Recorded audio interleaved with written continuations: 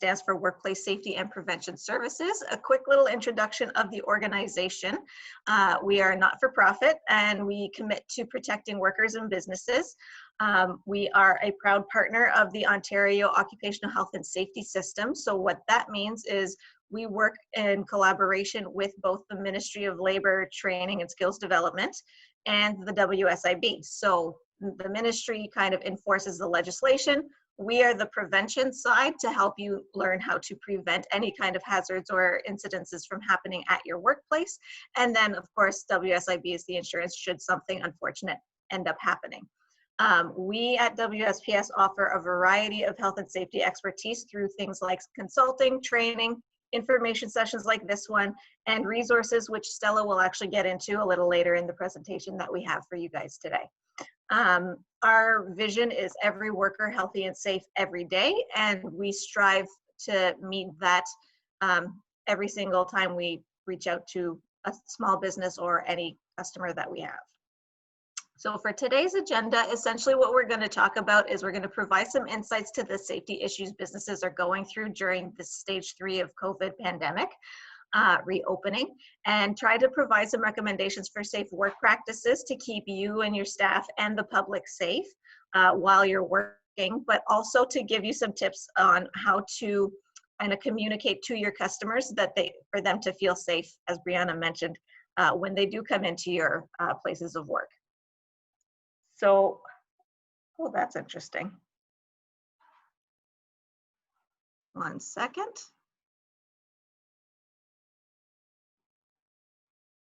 Yeah, all right. Okay, so just a quick little thing to mention. When you are going through the next few slides, keep in mind that anything that we talk about in terms of putting controls in place and that kind of thing still have to be in compliance with any kind of requirements under the Occupational Health and Safety Act. Any emergency orders that come out under the Emergency Management and Civil Protections Act, any kind of public health directives or guidances that are issued by the medical officer or the Ministry of Health, and also anything potentially from Health Protection and Promotion Act. So please follow those and kind of take a look at what is being said through there to make sure that anything you do put in place is in compliance with these various acts and guidances. That will be extremely important. So to start off, we like to kind of talk about recognizing a hazard and trying to mitigate the risk of that hazard by using what we call the RACE model. That stands for Recognize, Assess, Control, and Evaluate, as you can see on the slide here. Essentially, you are recognizing the hazard, which in this case will be kind of using this method specifically with COVID-19 as the hazard. So we know what the hazard is, we know that it's an illness, we know kind of how it gets transmitted. And so then the next step is to assess and determine what the risk level will be in your place of work as you're trying to move forward. So essentially, if you do nothing to your workplace and just reopen as if it were business as usual pre-COVID, your level of risk would be extremely high. But once you start to put some controls in place, that amount of risk gets lower and lower and lower. It won't get fully eliminated, unfortunately, but it at least gets you to a point where it'll be safe enough for people to want to come in. So that brings us to the next piece, which is control, where essentially you want to try to eliminate or reduce as much as possible the amount of risk associated with that hazard. So since we can't fully eliminate it unless we just completely shut down again, which I really don't want to have happen, and I don't think anybody else does either, then the next step is just trying to reduce the risk as much as possible. And then you finally evaluate to check and see if the hazard has been controlled, but also to check and make sure that the controls you've put in place for this hazard aren't impacting any other potential hazards from happening. So you don't want to be putting in, I don't know, some kind of plexiglass that ends up being something that goes from the floor to the ceiling or whatever, and you end up making it a tripping hazard having that plexiglass there. You want to try to make sure that whatever you put in place isn't going to cause other hazards to come out. So we'll kind of take a look at that as well. So the easiest way to essentially try to control the risk, this is the best method. at the source, along the path, and then at the worker. So at the source would be things like screening the employees to make sure that they don't have any symptoms of COVID before they come into the office or the store, or whatever workplace it is that you happen to have. Trying to make sure that before they get there, you've kind of eliminated the possibility of that risk coming in with them. Then along the path, if you have a storefront, if you have a hotel and people are coming in, you'll want to have, hand sanitizing station kind of right at the entrance potentially. That'll be able to allow them to, kind of sanitize their hands before they get in and start touching things. You'll want to maybe have a greeter to see what their symptoms are. If a customer seems to be exuding symptoms, then you might want to have a chat with them and see if maybe you can help them out in a more virtual setting so that they're not coming in, and try to mitigate the risk that way. If you have appointments based kind of systems going on for your workplace, at the source is another good way to do that for the customer as well, to screen them over the phone, kind of ask them a few questions, see how they're feeling prior to them coming in. And then the final step is at the worker. So making sure the worker wears masks, make sure that they're protected by having the plexiglass in front of them, by having all the different things to clean all the surfaces that are going to be touched multiple times a day, that kind of thing. So trying to kind of follow this method for controlling the risk really kind of helps to mitigate and lower the risk as much as we possibly can. It won't get rid of it altogether, but it'll make it a much easier chance for us to be safe at the end of the day. So this is the hierarchy of controls. The one that we won't talk about is substitution, because that basically means you're replacing the hazard, but we can't replace COVID. So we won't be looking at that one. Elimination, we kind of talked about that already, basically removing any kind of face-to-face interaction if possible. But for most of you, that probably won't be an option. If you do happen to have any employees, for example, that could do their work from home, we highly recommend you let them do that, so that anybody that absolutely has to be in the workplace to deal with customers can do that in a slightly safer way, because then there are less people for them to have to interact with, so less chances of them potentially getting COVID. So that's basically elimination, but for most people, I don't know that that will necessarily work, so we'll just jump straight down to the engineering controls, which is essentially trying to isolate people from the hazards. So again, the masks, the plexiglass, the pathways being kind of redesigned in a way to make sure that people aren't crossing each other's paths too often, kind of having a good flow of the workspace, making sure that people just are aware of the fact that they have to be wearing their masks when they come in, and that kind of thing. That kind of rolls into the administrative side of the controls. So updating your policies to talk about physical distancing, to talk about hand washing and hand sanitizing, to talk about wearing PPE like a mask or face covering. Any kind of signage would be kind of under the administrative controls as well. So make sure that you put signage up that talks about physical distancing, hand sanitizing, anything that you are not doing at this time. So some smaller businesses I've noticed are saying, we will only allow X amount of people into the store at one time because it's a smaller space. Other people are saying we will not accept cash. Have that at your door front. Have that, we'll talk about this in a couple of slides, but have that in any kind of communications that you have to go out to customers, so that they know ahead of time, so that it's not a big surprise when they get there and they try to pay with cash, and then you say, oh no, sorry, Visa only or debit only. That could cause a bit of conflict if they don't know right away, but if they're walking in and they see a sign right there, then they kind of can't or shouldn't get angry about the fact that you're not accepting their cash. So signage is very, very important. Making sure that your employees are refreshed, let's say, on any kind of violence and harassment policies and how to deal with a disgruntled customer is going to be very important. COVID has made people a little bit snippy, shall we say, And so sometimes they decide to act in ways that typically they may not have acted beforehand to the employees at your workplace. And so you just want to make sure that they remember that the whole kind of premise of the violence and harassment policies is to make them understand that it's not accepted. And so it's okay for them to kind of ask the person to leave at a certain point. So if they are trying to de-escalate the situation and it's not working, they are allowed to go get the manager to help them out. The manager can then try to de-escalate the situation, or the supervisor or whoever is there. And then if that doesn't work, then obviously asking them to leave or calling the police, whatever needs to kind of happen next, but refreshing them on that and letting them know that you support them. And the fact that if they do feel like they are being harassed, they're going to try and turn somebody away. Letting them know that you are protecting them is going to make things run a whole lot smoother if they do come into that kind of a situation. Hopefully they won't, but you never know.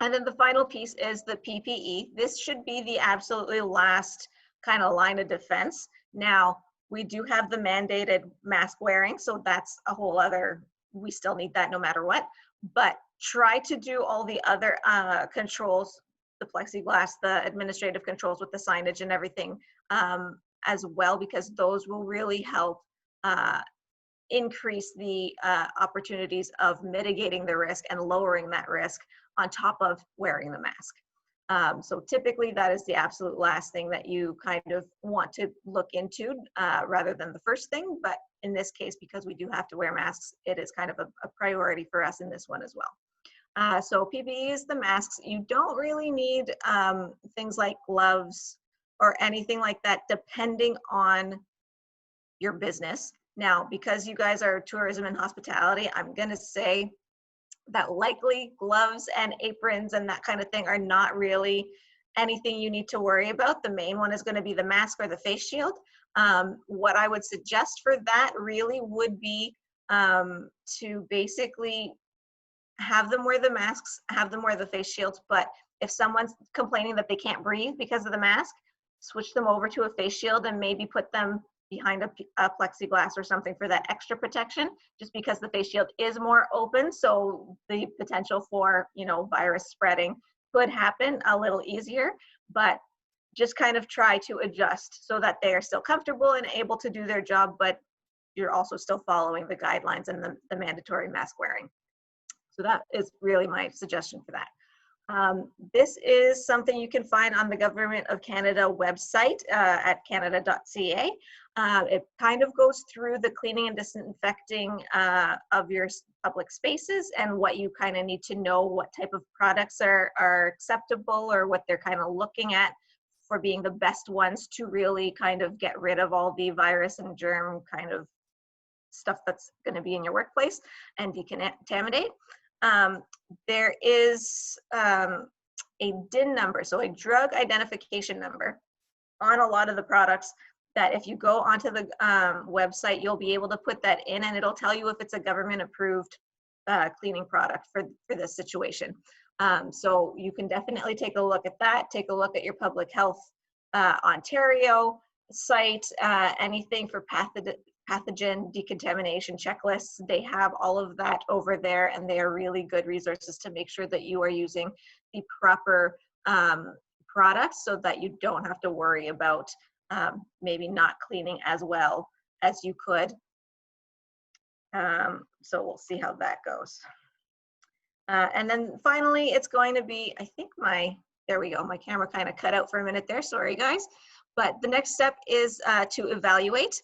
I have a little scenario here for you guys to kind of give you an example, but this could be, while this is kind of about more of a maintenance worker or a worker that happens to be doing maintenance in the washroom, this could be used sort of as a good example for any kind of workplace situation where someone is maybe doing a task that gets their heart rate going a little bit, and so they might start to get a little sweaty and that kind of thing. So for this situation, a worker is wearing a mask while cleaning the washrooms.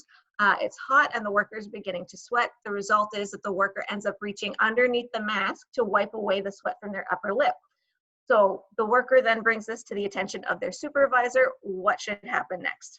Well, in this case, you would want to review the risks. So in this case, the risk is that people could be entering the space, the washroom, while the worker is there, which means that they really can't take off the mask while they're doing that job, because if other people are coming in, then they really have to make sure that they're protecting everybody along with themselves. So then you're going to need to consider alternative controls. In this case, you can say, can the washroom be closed to the public? Can the washroom have barriers to prevent entry? Can signage be posted stating the washroom is closed?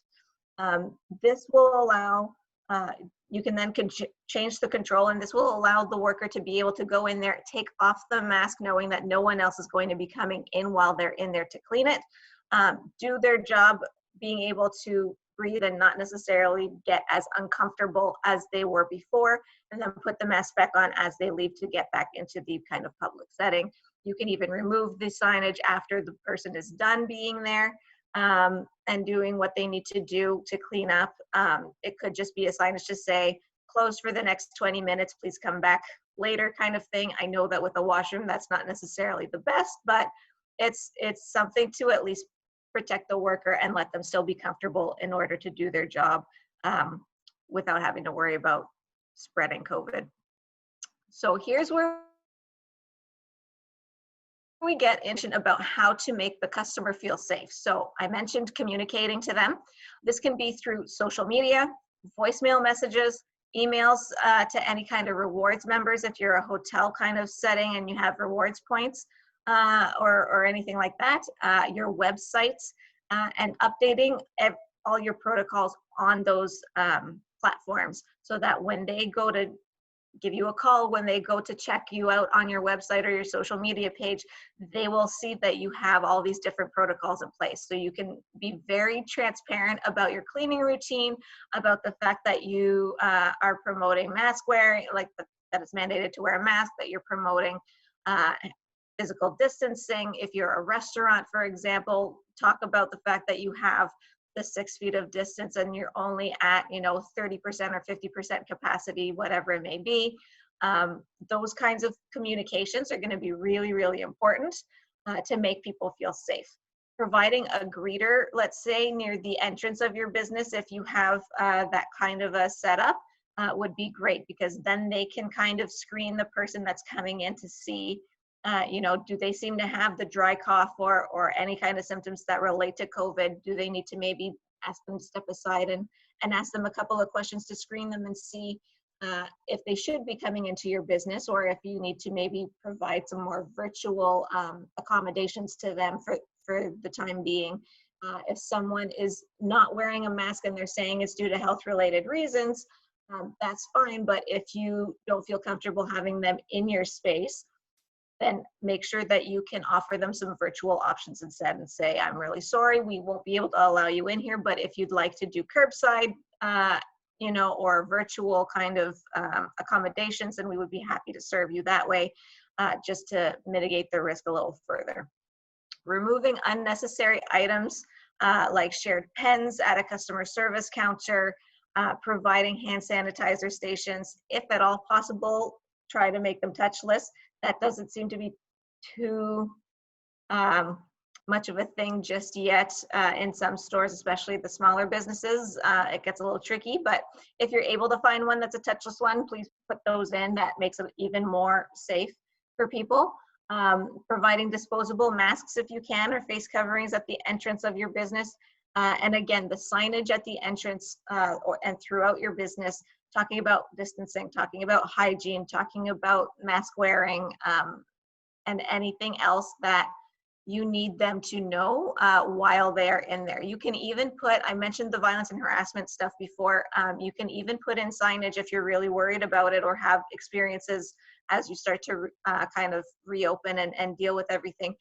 Put a sign at your door that blatantly says, we will not tolerate violence and harassment of our employees. You will be asked to leave if this happens. That is 100% within your rights as an employer to do that. So please, please, any signage that you think is going to be necessary or useful to make them feel safe, to make them feel, understand what your protocols are, understand where you stand in terms of, an irate customer, that is 100% something that you can do as an employer, and that is going to be one of the best ways to kind of get that communication out. The next piece, continuing on, is going to be, providing disinfecting wipes in high traffic areas, using rope dividers, kind of like in the movie theaters, to control traffic flow, or even just decals, yellow tape on the floor. That'll work too if trying to get rope dividers is going to be a little too complicated or costly. That's another way to do it that might be a little bit easier on your budget right now. Providing a staff member to control or direct traffic in and out of checkout stations. So let's say you're a hotel kind of situation and you have a few people that are trying to check in and check out at the same time, having someone there to sort of direct the traffic so that people aren't bumping into each other might be useful. Contact tracing, make sure you get phone numbers, emails, information of the customers that are coming in, so that if you do need to let them know that there was a potential case of COVID in your business, you can then let them know so that they can go get tested or do the isolation that they need to do for 14 days.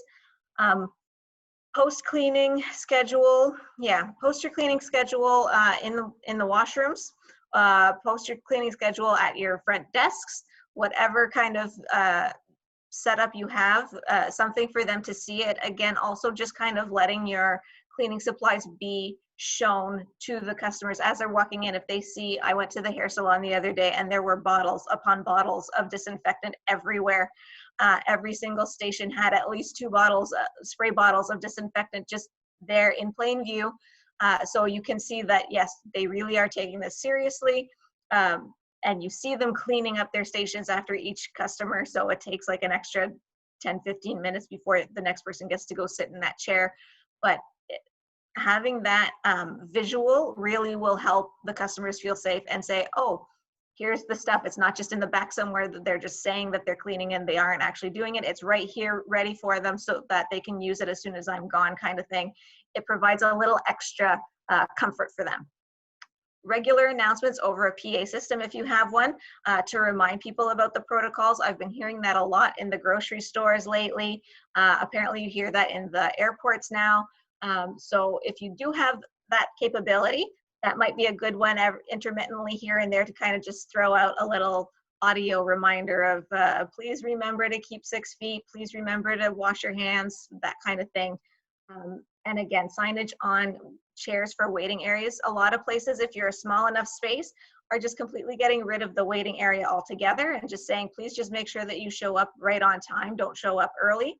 And you can communicate that again, either with your voicemails, through your websites, through your social media, through all your other communication kind of platforms to let them know about that. And then just have signage on the chairs to say that it's closed, kind of thing, once they get there, to remind them. So those are really the best things that we know of right now to really make customers feel safe that seem to be working. Hopefully that provides some more information there. And I'm going to pass it on to Stella now to continue. Awesome. Thanks so much, Vicky. Yeah, those are some great points. Those practices are awesome. Thanks for the reminder. Okay, so what we want to talk to you about now is the Ministry of Labor. So the Ministry of Labor Training and Skills Development inspectors are out there. They are still continuing to do inspections throughout COVID-19.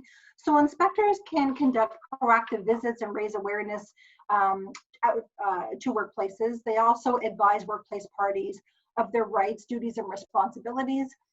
They promote the internal responsibility system, and they provide compliance assistance and check that workplaces are following the occupational health and safety legislation. So, and I know they're also coming into workplaces too, and they're looking to see what kind of COVID guidelines and protocols you have in place. I believe that they're coaching at this point, and they're just guiding and coaching people along the way. They're really not writing orders for COVID related things, as far as I'm aware. So things to look out for. The Ministry of Labor Training and Skills Development inspectors certainly can come into your workplace. So the next couple of slides, what I wanted to talk to you about is some of the resources that we have available at WSPS. And the first would be the Pandemic Playbook. It is in partnership with Lear. We've created the Pandemic Playbook. The playbook lays out processes to raise awareness for new and well-being protocols. It's a how-to guide to get Ontarians back to work. While it's not a one-size-fits-all approach, this playbook includes practical guidelines from the Ministry of Labour, Health Canada, and Public Health Ontario, and it's tailored to meet your needs. Some of the things that you'll find in the playbook are things like the employer responsibilities, hierarchy of controls, which is what Vicky spoke about earlier, health screening protocols, protocols for isolation or self-isolation, protocols for physical distancing, pathogen decontamination and cleaning high-touch surfaces, training and communication. So it's got a whole bunch of protocols and guidelines available, and resources and references from WSPS, Ministry of Labour, WSIB, the Government of Ontario, the Government of Canada, Public Health Ontario, and Centre for Disease Control and Prevention. It's a really helpful tool, and it's like a one-stop shop, everything you need in the playbook. So certainly check that out. The next would be our business pandemic preparedness checklist. So these checklists are intended to be a self-assessment tool in ramping back up to regular business operations. And the checklist includes links and resources. Some of the checklists that we do have available are like checklists for businesses operating through the pandemic, very much like the grocery stores and the restaurants. Checklists for businesses returning after shutdown of operations, very much like a barber or a hairdresser or nail salon. Excuse me. Checklist for businesses returning to the workplace after working remotely. So now that office workers are going back to their offices, and you know, instead of being at home, they're now in office buildings. So certainly check out the checklist. They're here to prepare you to reopen your business safely. The next is our COVID-19 guidelines and job aids. So in partnership with the Ministry of Labour, along with our health and safety associates, we've developed technical sector-specific guidance documents to assist employers to reopen their businesses. So these documents outline safety measures that should be followed so that workplaces can reopen safely for the worker, for the customer, and for the general public. We have well over 100 guidelines available in different languages like English, French, and also Spanish. The next would be our Get Back to Work Safely videos, our WSPS YouTube channel. And so we've created some videos to help educate. They're conversational, they're upbeat, and they focus on returning back to the new normal. And the videos that you'll find are things like mask safety basics. It's a 1-minute animated video. It helps educate people on the World Health Organization's protocol for donning, wearing the mask, doffing the mask, disposing of it, and that type of thing. Other videos you'll find is things like Smart, Safe, and Supportive. It's a 2-minute animated video targeted to employers. The video focuses on 5 key considerations for returning back to work. Things like preparing the physical distancing, sanitation, cleaning, that type of thing. Adjusting work practices. So, you know, scheduling, hand washing, hygiene practices. Addressing employee needs like flexible work schedules and that type of thing. And protecting and supporting employees' mental health, which is really important. So certainly check that out on YouTube. It's a great little resource. The next would be our Small Business Center Safety Roadmap. And what I kind of wanted to highlight here is once you do land on this page, this is where you'll find the link for our COVID-19 resources. So you just would click onto that, and that's where you'd find the checklist and the resources and the playbook, that type of thing. As for the Small Business Safety Roadmap, we actually have it broken down into 3 parts. So it's for 1 to 5 employees, 6 to 19 employees, or 20 to 49 employees.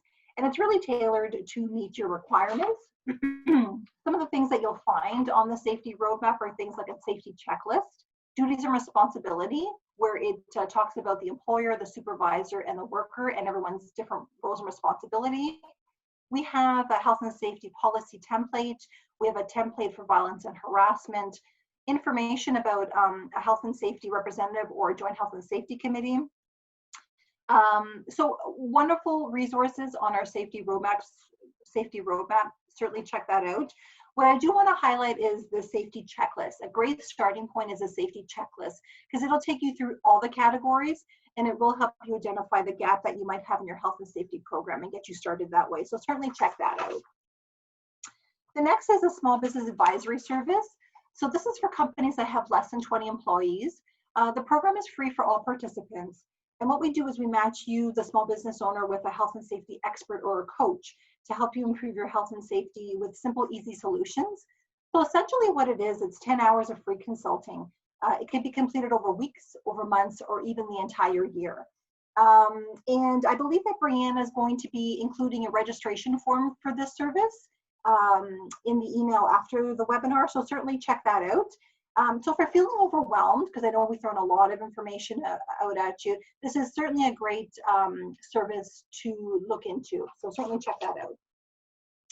And our last would be our duty consultant. This is our health and safety expert, available Monday to Friday, 8:30 to 4:30. You can reach them via telephone number on your screen or via email. And they're really taking your one-off questions, your COVID-related questions, any type of health and safety question that you have, certainly reach out to them. And always remember to check out our WSPS.ca website because we continue to update our COVID-19 micro page and resources all the time. And that would be it for me. Thank you so much for your time. Okay, so that's the end of the presentation. If anyone has any questions, please feel free to either enter them into the chat box, or I think, do we have the capability of them being able to unmute and just ask it via audio? Yeah, feel free to just unmute and ask the question as well. As Stella mentioned, I will be sending Brianna that form for the Small Business Advisory Service that she can forward to you guys in case you are interested in enrolling in that program. Just give it a minute here.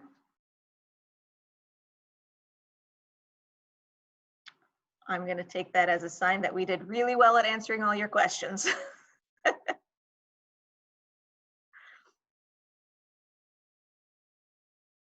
you for your time. You're welcome, Taylor.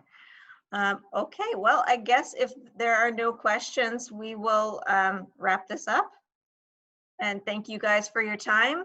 I'm Grace. I would like to ask if I can get a certificate of attendance. Oh, I'm not sure, Brianna, do you guys give out certificates of attendance? No? Okay, sorry, there's no certificate, Grace.